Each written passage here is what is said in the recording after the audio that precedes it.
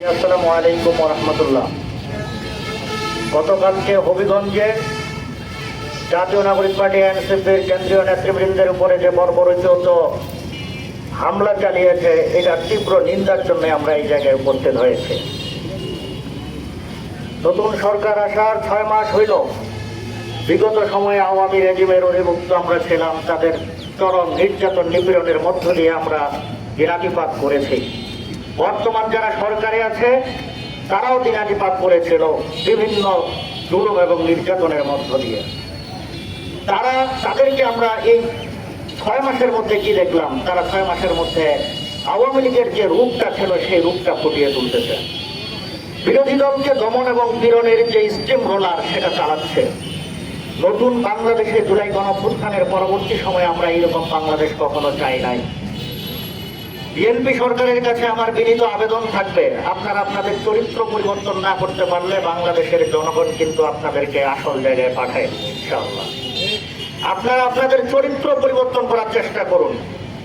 এই চরিত্র পরিবর্তন না করতে পারলে আপনাদের মামু বাড়ি লন্ডনে পাঠিয়ে দেওয়া হবে ইনশাআল্লাহ। আপনারা বাংলাদেশের জনগণকে যদি মনে করেন আপনাদের কামলা, তাহলে আপনারা এটা ভুল সিদ্ধান্তের উপরে প্রতিষ্ঠিত। বাংলাদেশের জনগণ আপনাদেরকে ভোট দিয়েছে নতুন বাংলাদেশ বিনির্মাণ করার জন্য, গণভোটের বাস্তবায়ন করার জন্য, জুলাই সনদ বাস্তবায়ন করার জন্য। জুলাই পদযাত্রা এই গণভোটের বাস্তবায়নের দাবিতেই কিন্তু জুলাই পদযাত্রা হচ্ছে।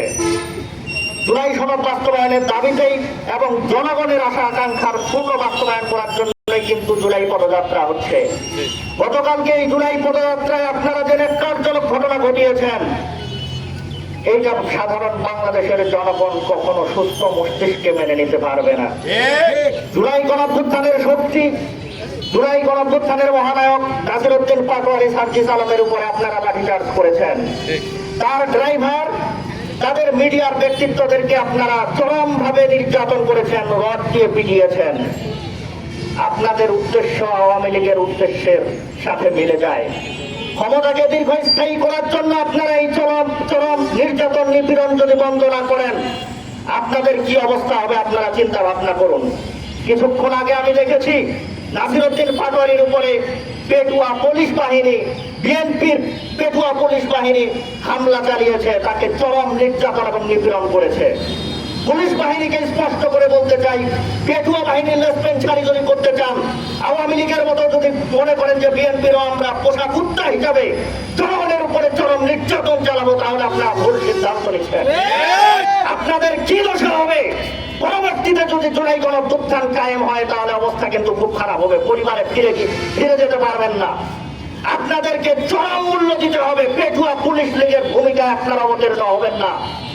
আপনাদের কাছে বিনীত নিবেদন জানাই, জুলাই গণঅভ্যুত্থানে 1400 শহীদ, লক্ষের উপরে আহত, এদের রক্তের উপরে প্রতিষ্ঠিত এই সরকার যদি মনে করে যে আমরা নির্বাচনের মধ্য দিয়ে এসেছি, যা ইচ্ছা তাই করবো, এটা বাংলাদেশের জনগণ কখনো মেনে নেবে না। আপনাদেরকে ম্যান্ডেট দিয়েছে জনগণ বাংলাদেশকে বিনির্মাণ করার জন্য, নতুন বাংলাদেশ বিনির্মাণ করার জন্য, নতুন যে সূর্য উদয় হয়েছে এটা দীর্ঘস্থায়ী করার জন্য। আপনারা পেটুয়া বাহিনীতে রূপান্তরিত হবেন না, ছাত্র দলকে ছাত্রলীগে রূপান্তরিত করবেন না, যুব দলকে যুবলীগে রূপান্তরিত করবেন না। আপনাদের তো সবাই আওয়ামী লীগের মতো হবে ইনশাআল্লাহ। ভুলে যাবেন না জুলাই গণঅভ্যুত্থানের ইতিহাসকে। এই জুলাই গণঅভ্যুত্থান থেকে আপনারা শিক্ষা গ্রহণ করবেন। শিক্ষা যদি না নিতে পারেন, ওই লন্ডন ফেরত নেতাকে লন্ডন যাওয়ার উপায়ও থাকবে না, লন্ডন ফিরে যেতে পারবে না ইনশাআল্লাহ। ওই শিলং ফেরত সালাউদ্দিনকে, চুরি পড়া স্বরাষ্ট্রমন্ত্রীকে ওই শিলং ফেরত দেওয়া হবে না, সেটা যেন মনে রাখে। আইনমন্ত্রী, সে ভোট করে আইনমন্ত্রী হয়েছে, তাকেও চরম মূল্য দিতে হবে।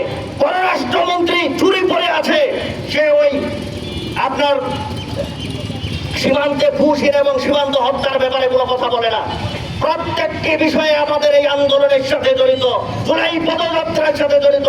বাংলাদেশে জুলাই গণঅভ্যুত্থান আমরা ঘটিয়েছি, এই গণঅভ্যুত্থানের যে দাবি ছিল সেটা রক্ষা করার দায়িত্বই আমাদের। আপনারা এটার বিরোধিতা করে, গতকালকে আন্দোলন করে, তাদের উপরে জুলুম নির্যাতন করে আপনারা চরম অন্যায় করেছেন। শিক্ষা গ্রহণ করুন, ক্ষমতাকে দীর্ঘস্থায়ী করা যায় শুধুমাত্র জনগণের আশা আকাঙ্ক্ষার মধ্য দিয়ে। জুলুম নির্যাতন করে ক্ষমতা দীর্ঘস্থায়ী করা যায় না। এই বলে আমি আমার বক্তব্য শেষ করলাম। আসসালামু আলাইকুম। ইনকিলাব জিন্দাবাদ।